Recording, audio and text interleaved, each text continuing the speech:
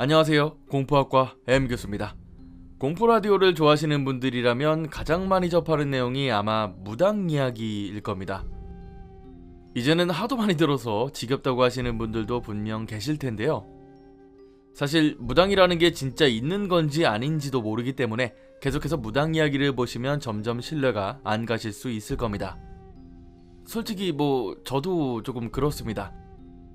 제가 매일을 무서운 이야기만 찾아다니면서 하루에도 무당 이야기를 몇 개는 마주치거든요. 그럴 때마다 어쩌면 무당이 진짜 있는 게 맞을까라고 스스로에게 묻곤 합니다. 그런데 가끔 제보 들어오는 이야기들을 보면 귀신을 보고 대화할 수 있는 사람이 정말 있을 수도 있겠다는 생각이 들긴 합니다. 이번 이야기처럼 말이죠. 가시죠. 저희 이야기를 하기에 앞서 아주 간략하게 드리고 싶은 말이 있습니다. 첫 번째, 저는 지금 30이 훌쩍 넘은 직장인이고 귀신을 보지 못합니다. 두 번째, 아주 지극히 평범한 삶을 살고 있고 귀신이라고 하면 몸서리를 칩니다. 마지막으로, 귀신도 신이겠죠. 하지만 저는 신 자체를 믿지 않습니다.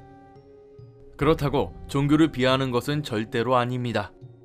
다만 그 사건 이후로 제 스스로가 그렇게 믿고 살아가고 싶을 뿐이죠. 아마 대부분의 사람들은 30이 넘어가면 5, 6살 때의 기억이 잘 없으실 겁니다. 하지만 저는 제가 5살이 되었던 해 몇 가지 장면들이 지금도 생생히 기억에 남아 있습니다. 부모님이 저를 낳으시고 분가를 하셔서 서울 쌍문동에 살고 계셨습니다. 그러다 아버지께서 보증을 잘못 서시는 바람에 다시 자양동에 있는 친가로 들어오게 되었습니다.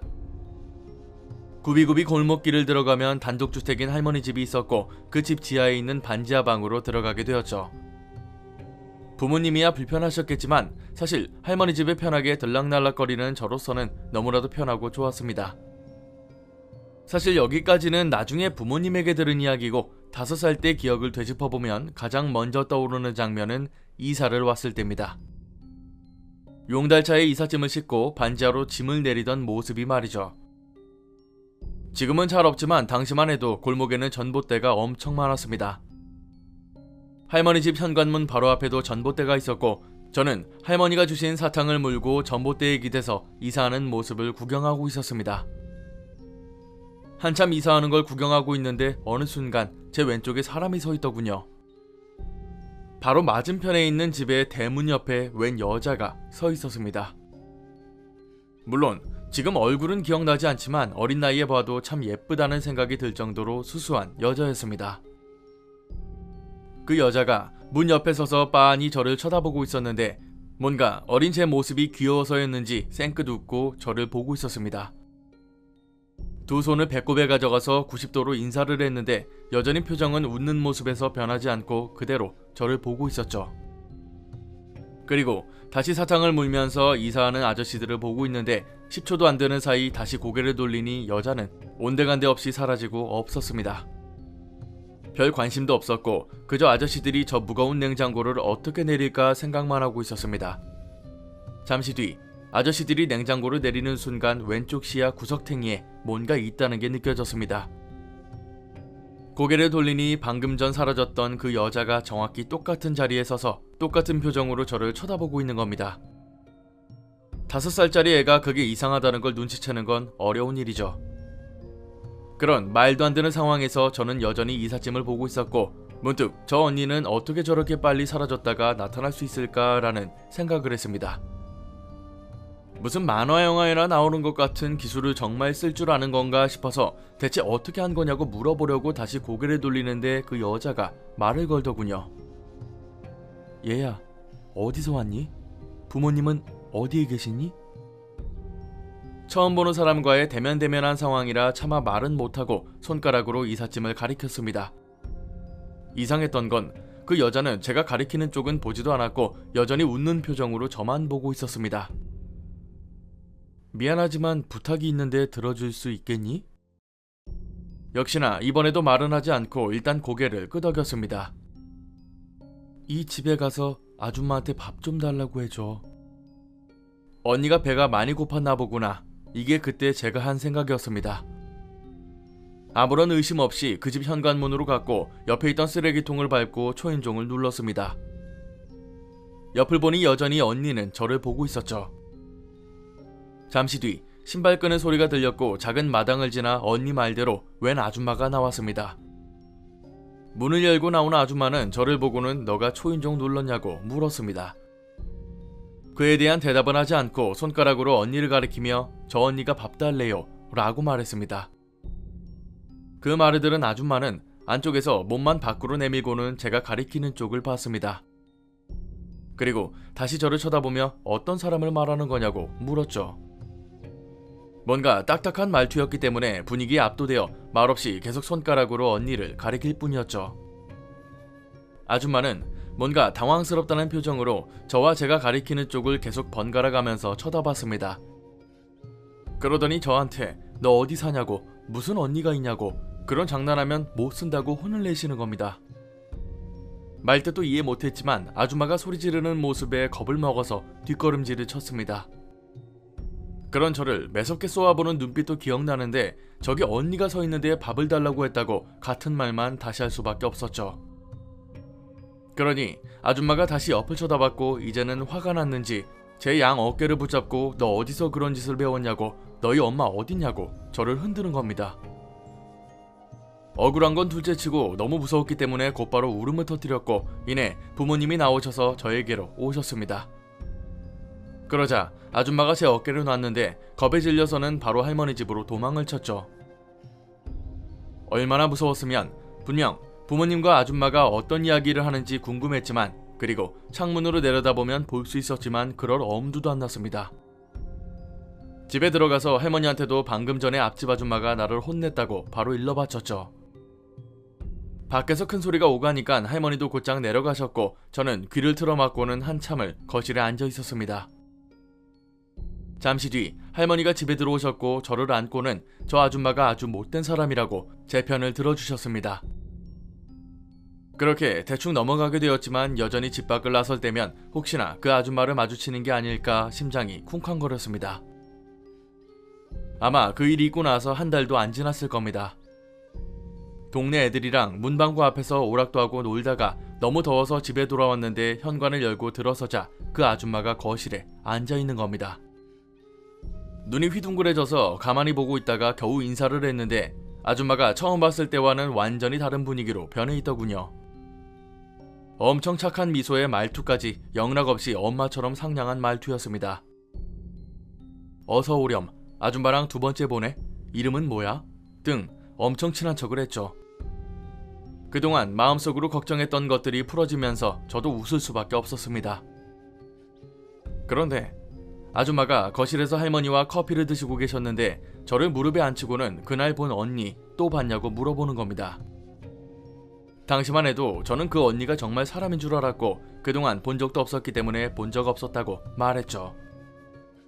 그랬더니 그때 그 언니가 어떻게 생겼냐고, 얼굴에 점이 있었냐고 물었습니다.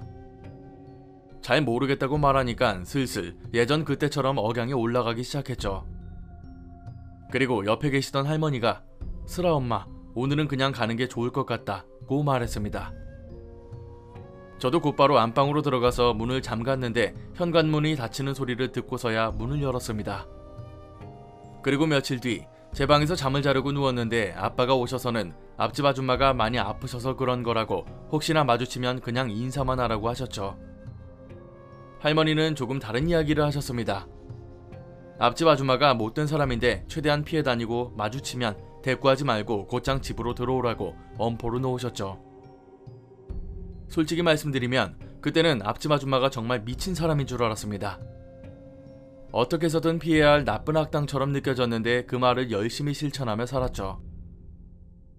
이후에도 몇 번이고 마주칠 일이 있었는데 골목 끝에서 그 아줌마가 보이면 쏜살같이 집으로 도망쳐왔습니다.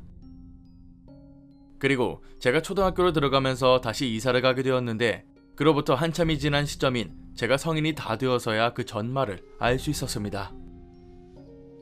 이모들이 집에 와서 부모님이랑 식사를 하고 계셨는데 고3이었던 제가 학원에 갔다가 집에 들어오니 문득 대화 소리가 들리더군요. 현관문이 이중문으로 되어 있어서 현관을 살살 닫으면 누가 왔는지도 잘 모르거든요. 현관에 신발이 많이 있어서 누가 집에 왔나 싶어서 이중문을 살살 열었는데 그때 제가 들은 말이 예전에 지원이가 말한 그 아줌마 이야기 듣고 얼마나 소름 돋았는지 몰라 였습니다. 이모가 한 말이었는데 제가 들어오니까 당황해서 학원 갔다가 왔냐고 어색하게 인사를 하더군요.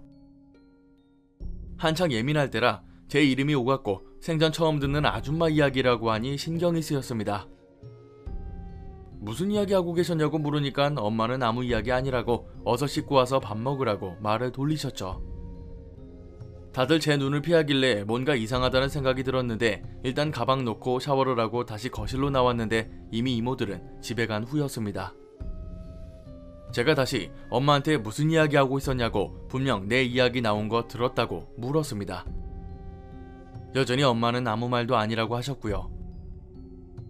방에서 공부하다가 도저히 궁금한 걸 참을 수가 없어서 필살기를 썼죠. 자꾸 그 이야기가 생각나서 공부를 못하겠으니 말해달라고 말이죠. 부득부득 우겨서 겨우 들을 수 있었는데 이야기를 듣고 그날 공부는 더 이상 못했습니다. 앞집 아줌마가 나쁘거나 미친 게 아니라 그럴 수밖에 없었다고 말하더군요. 그 집에 대학교를 다니던 딸이 있었는데 급성 백혈병으로 일찍 죽었고 하필 할머니 집에 이사를 온 날이 딸의 기일이었답니다. 제가 봤던 게 아마 그 딸 귀신일 건데 그 집에 가서 옆에 당신 딸이 있으니 밥을 달라고 말을 한 거죠. 그제서야 그 아줌마의 행동과 마음이 이해됐습니다. 지금의 저 같아도 죽은 딸이 옆에 있다고 하는데 어느 부모가 제정신이겠어요. 아줌마도 처음에는 당황했지만 제가 딸을 본 게 맞다고 확신했는지 할머니께 저한테 물어봐도 될지 허락을 구하러 왔던 거였습니다. 할머니나 부모님은 제가 혹시나 귀신을 본다는 걸 알아차릴까봐 아예 그 아줌마는 나쁜 사람이고 피해 다니라고 했던 거였습니다. 그 말을 들으면서 당연히 엄마 앞에서는 별 대단한 이야기가 아닌 것처럼 행동했지만 시간이 지날수록 여러 퍼즐들이 맞춰졌습니다. 그 사건은 거기서 끝이 났지만 제가 자라면서 겪었던 몇 가지 이상한 기억들이 더 있거든요. 당연한 거고 자연스러운 거고 누구나 볼 수 있었다고 생각했던 일들이 사실 비정상적이고 일반인들은 볼 수 없었던 귀신인 적이 몇 번 있습니다. 그때 내가 왜 그랬을까, 왜 몰랐을까 라는 생각이 드는 일들이 참 많습니다. 다만 글이 너무 길어져서 그만 줄이려고 합니다. 이런 이야기도 영상으로 다뤄주실지는 모르겠습니다만 공부학과님께서 콘텐츠 만드시면서 참고라도 해주셨으면 좋겠습니다. 많지는 않아도 몇몇 사람들은 어릴 때 자신도 모르게 귀신을 볼 수 있었다는 걸 말입니다. 오랜만에 저도 오싹하고 재밌게 봤던 이야기입니다. 이분이 조금 특이한 게 아무래도 좀 믿기 어려운 이야기일 수도 있어서 그런지 본인 명함을 보내셨어요. 감히 저는 자소서도 못 써볼 정말 좋은 대기업에서 직책도 있는 분인데요. 사실 여부를 떠나서 귀신을 본다는 것 자체가 일상적인 건 아니기 때문에 굳이 명함까지 보낼 필요는 없습니다만 아무튼 굉장히 인상 깊은 이야기입니다. 마치 그런 느낌 같습니다. 크리스마스에 정말로 산타가 선물을 주고 가는 줄 알았는데 그게 부모님이었다는 걸 한참 지난 후에야 알았던 느낌이 아닐까 싶습니다. 저는 다른 이야기도 좀 보내주셨으면 좋겠습니다. 되게 흥미롭고 재밌기 때문에 우리 학생들에게 시리즈처럼 쭉 보여드리고 싶습니다. 오늘 강의는 여기까지입니다. 재밌게 봐주셨다면 공포학과에 입학 부탁드립니다. 공포학과 M교수였습니다.